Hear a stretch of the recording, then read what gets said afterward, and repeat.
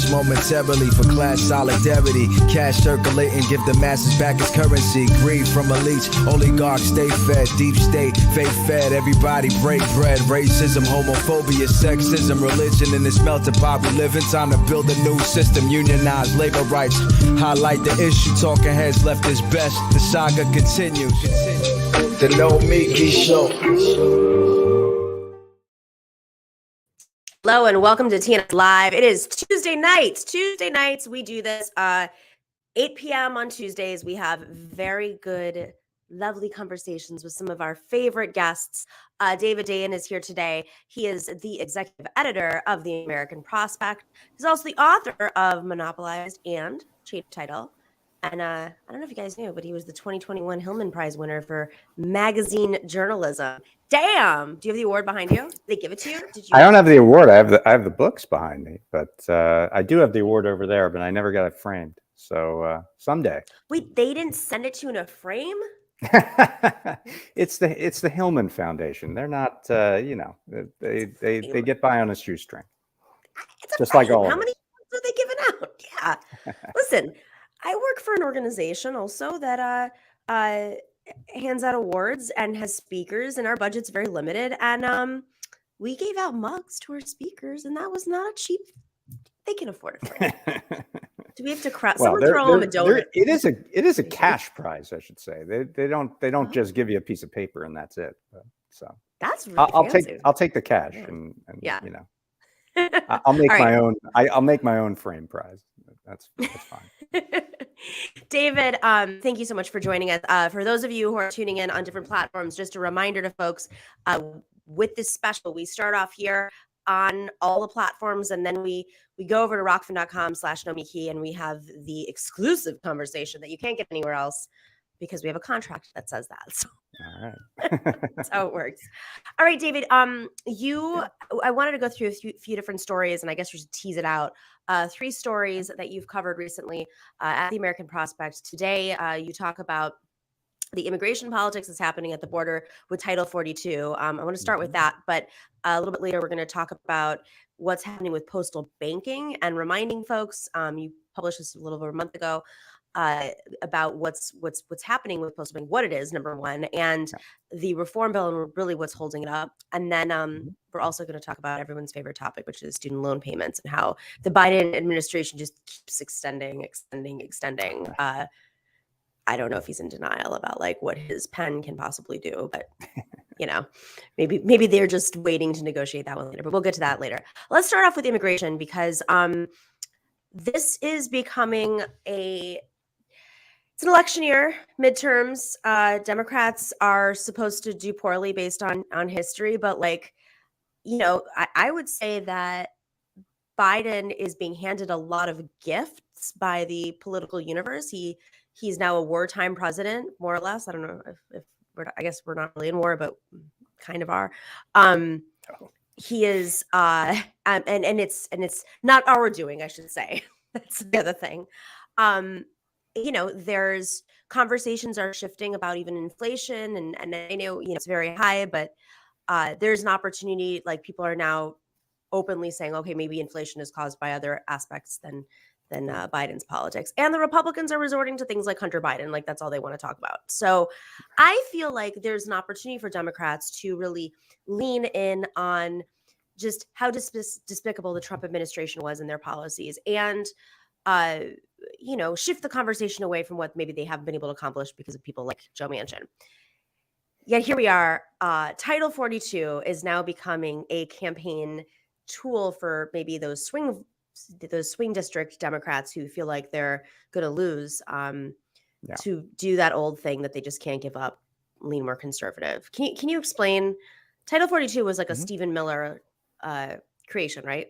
Yeah, Stephen Miller special. So what happened is when COVID hit in March of 2020, this was an opportunity to do what I think the Trump administration wanted to do for a long time, which is effectively shut down immigration, shut down asylum, shut the border, firmly. And the pandemic allowed them an opportunity to do that.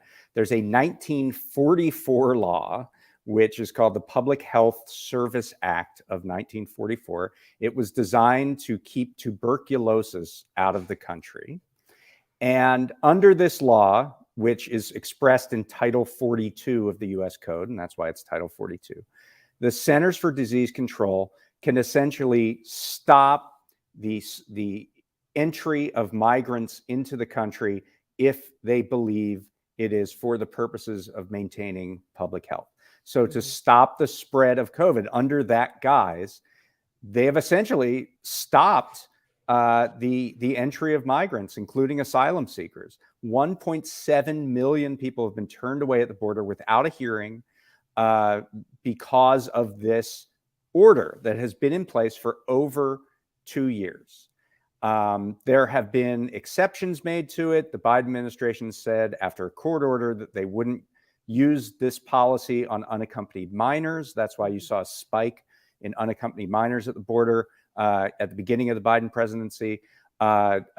Refugees from Ukraine have been treated completely differently. They've been allowed to come in, despite the fact that, for example, do you remember in Del Rio, Texas, you had those Haitians at the border?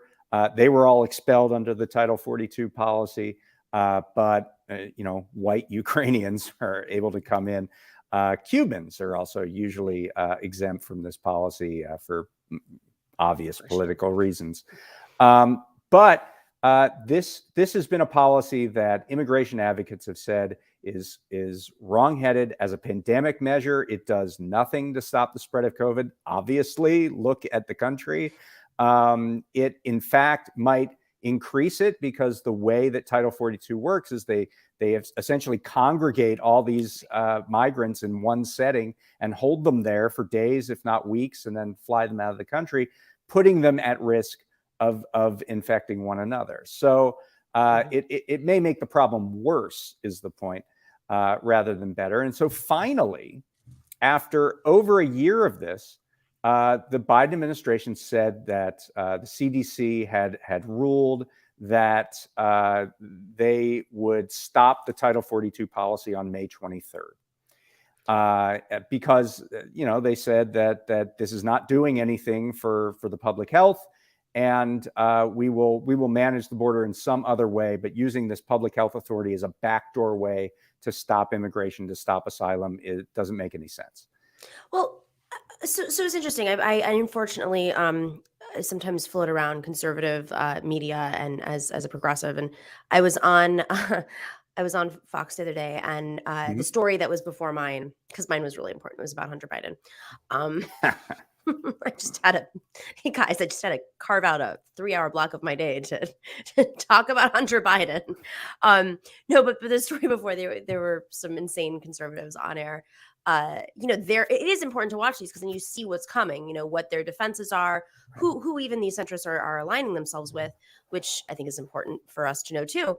They were like, well, it's the same thing. Like they're criminals. There are same Trump, language. These are criminals and they're able to get over the border. And that's what happens if you lift Title 42.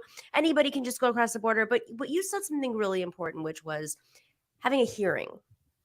It's not open. I mean, the fact that we even have to discuss this, but it's important because their narrative is basically portraying this decision as basically opening up the border. But there is everything from drones at the border to walls, and then on top of walls there's fences, and there's more border patrol agents than you could imagine. Right. Yeah. I mean, process. Yeah, absolutely. I mean, migrants would still need proper paperwork or some reason to present themselves at the border and say, I'm seeking asylum for reasons of fleeing political violence or some form of repression. Otherwise, it operates under the old policy, which is, if someone is caught without proper paperwork entering the country, they would be expelled. And so it's kind of reverting back to that policy. But this has been certainly used and demagogued by the right into there's going to be lawlessness, utter lawlessness at the border. And the real problem is that some Democrats have bought into it. And you have several Democrats in tough races who have said they don't want the Title 42 policy to end. People like Maggie Hassan in New Hampshire, Raphael Warnock in Georgia, Interesting. Mark Kelly in Arizona, even Mandela Barnes, who is running for Senate in Wisconsin, has said he doesn't want to see Title 42 expelled. And this came to a head last week because we've been waiting on this billions of dollars in COVID preparedness funding, right, to fund vaccines and new tests and therapeutics in case there's another spike in cases, and we're essentially out of many of these items. And the Republicans said, well, we'll let that bill pass in the Senate, where they have, effectively a veto because of the filibuster. They said, we'll let you do that, but we want an amendment on extending Title 42. And immediately Democrats said, no, we don't want to do that, because the Democratic leadership knows that they would lose. They would get the votes to extend that policy, and that's not what the Biden administration wants to do. So they postponed this vote on pandemic funding for 2 weeks. They're going to do it after they come back from recess, and we'll see what they end up figuring out there. But think about the preposterousness of this relative to the Republicans. So Republicans have been saying for close to 2 years now, the pandemic is not that big a deal, that all pandemic restrictions are restrictions on American freedom, that there shouldn't be any vaccine mandates, there shouldn't be any mask mandates, there shouldn't be mandates of any kind, because they impinge on our ability to interact with one another, and they are tyranny personified. Except this one policy that affects Black and brown people at the border. That is very important because we want to stop the spread of COVID. So I actually contacted the offices of every Republican who had sponsored a bill to extend Title 42 and asked them, what other pandemic restrictions do you support? Since you are very concerned about the spread of COVID at the border, clearly you're concerned about this. What other pandemic restrictions do you support? And of the 21 senators that I contacted, I got 2 responses. One was from Marco Rubio's office, who just sent a Breitbart link. That was their entire response. Which was what link? What was the link? Was about immigration, how there would be chaos if Title 42 ended. And I said, yeah, I know that, but this is a pandemic restriction. What other pandemic restrictions do you support? And then I got no answer. The other response was from this guy, James Langford, senator from Oklahoma, who has the bill that's bipartisan between him, 6, I think, Republicans and 5 Democrats, saying, okay, you only can end Title 42 if the Department of Homeland Security comes up with a plan to deal with the influx of migrants. So he's saying, look, we can end this, we just need a plan. The administration has put out a plan. There are varying degrees of people who think that that's good or perhaps too brief and not enough detail. What details will satisfy Republicans on this? Who knows what they are? But yeah, Democrats are saying the same thing. They want something at the border that shows that there won't be, in their words, chaos. What they really want is to end these headlines, the headlines of the right wing that talk about lawlessness at the border, whether it exists or not. But I do think that some Democrats feel a little abandoned by the Biden administration, who has been pretty quiet about immigration ever since that situation in Del Rio with the Haitian migrants. They have kind of walked off the playing field. A lot of the progressives who were brought into the administration to work on this policy have left. There's a lot of frustration, I think, from immigration advocates that they have moved too slow. They haven't explained their policies to give cover to other Democrats so that they don't feel like they have to rebel against the administration. And this is the result of it. They now have a policy that's kind of out of control. Well, I mean, there's a few things here that come to mind. Mhm.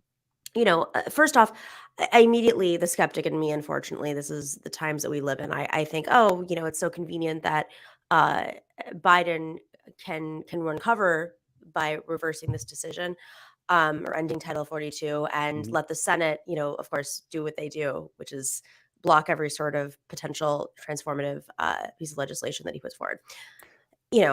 But like, The other conspiracy theory on that is that he's waiting for a conservative attorney general to go to a Trump judge and get an order blocking the interesting. Title 42 policy, which is exactly what happened on a policy called Remain in Mexico, which forces asylum seekers to stay in Mexico while their cases are being adjudicated.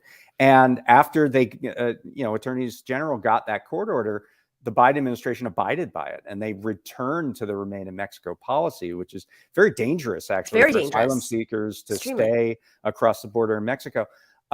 So the conspiracy theorist take is that they're hoping that the same thing happens on Title 42, and then they can say their hands are tied and they have to expel folks at the border.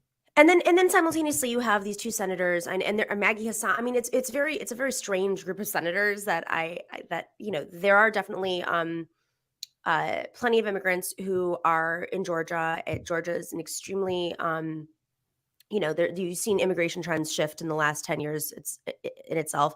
I don't know about what's going on in New Hampshire. I don't know if it's like the MS-16 kind of thing that's happening in I Long think it's Island. an election that's going on. It's just the election. They just That's don't it. want to They're be just looking beat for up. something. That's it. Yeah. Okay.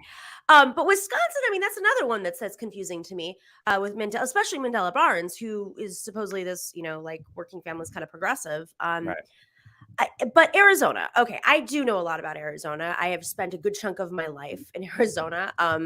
I have family who lives all over. I have conservative family who's lived over. I've actually worked on the border in Arizona.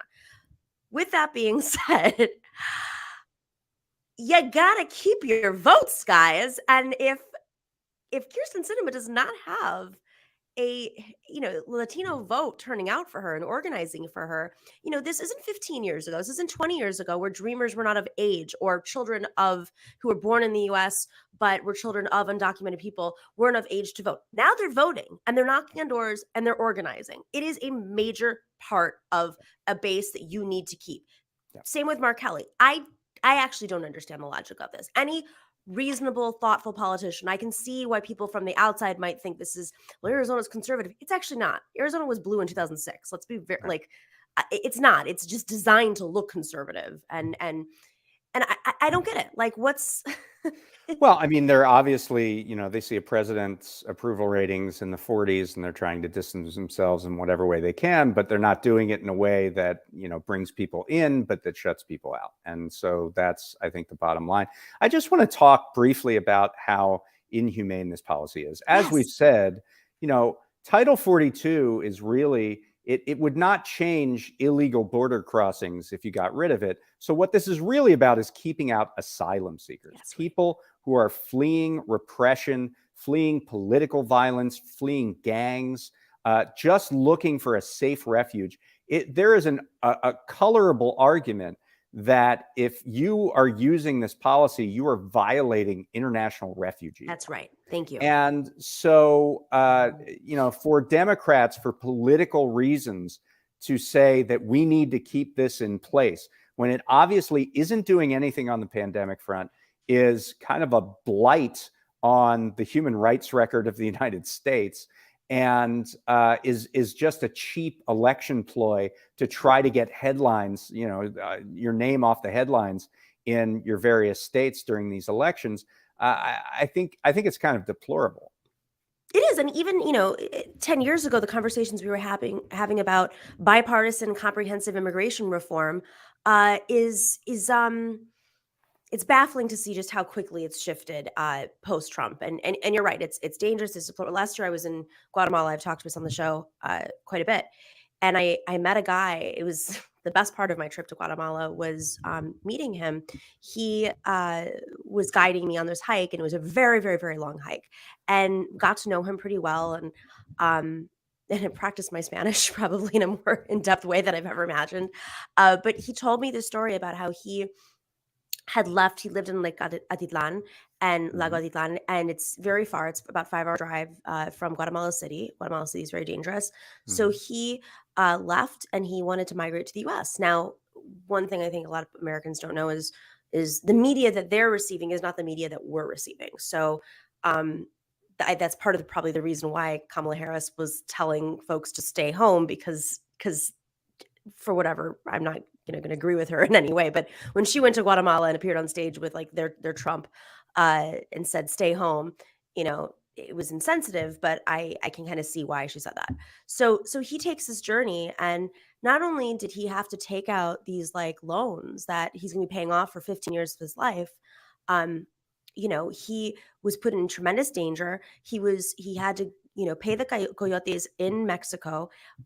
Was very interesting political dynamics linked together with people from all over Central America and Mexico, and even in these small confines, there was like a caste system, and it was crazy. He was telling me how like people from parts of Mexico, even if it was southern Mexico, felt superior to like the the Guatemalans, and then if you're from Nicaragua, like the Guatemalans think they're superior. It was fascinating.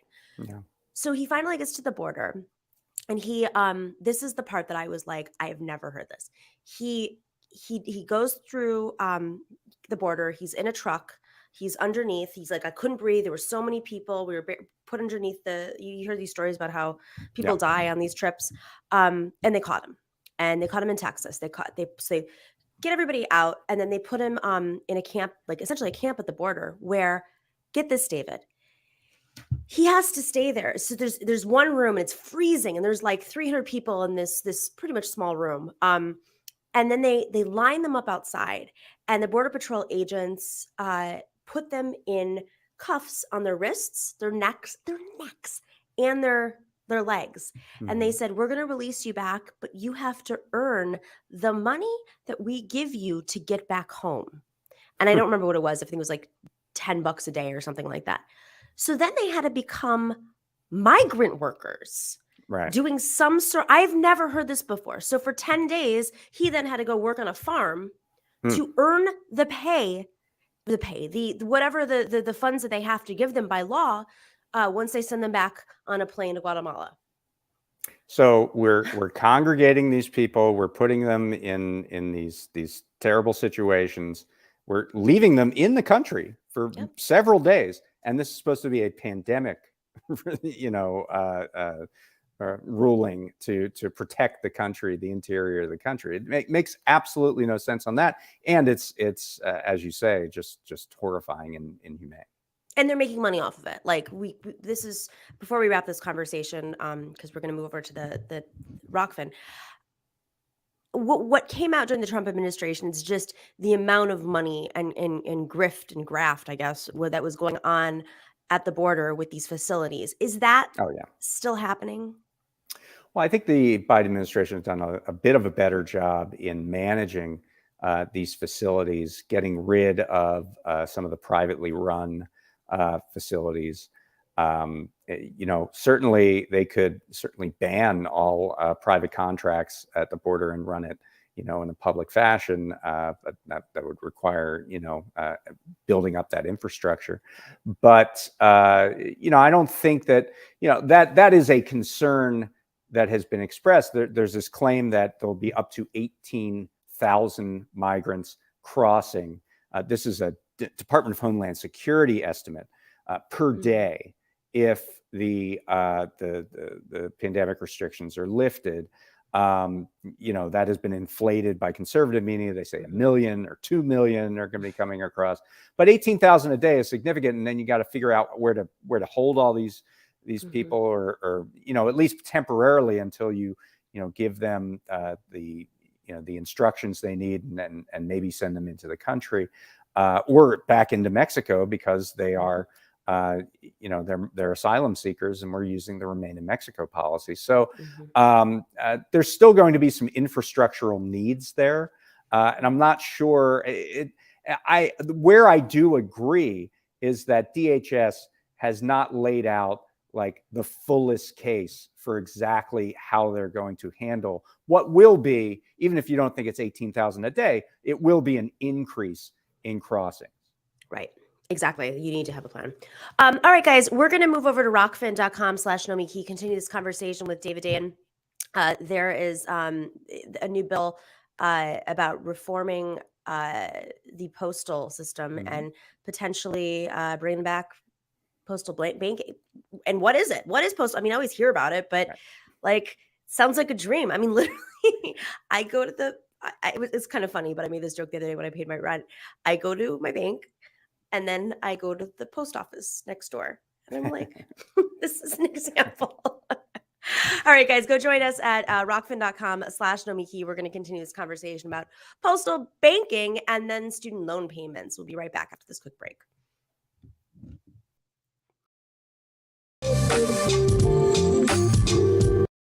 The Nomiki Show. The Nomiki Show. Yeah. Clash momentarily for class solidarity. Cash circulating, give the masses back its currency. Greed from elites, oligarchs stay fed. Deep state, faith fed, everybody break bread. Racism, homophobia, sexism, religion in this melting pot we live in. Time to build a new system, unionize labor rights. Highlight the issue, talking heads left is best. The saga continues. The Nomiki Show. The Nomiki Show. The Nomiki Show. The Nomiki Show.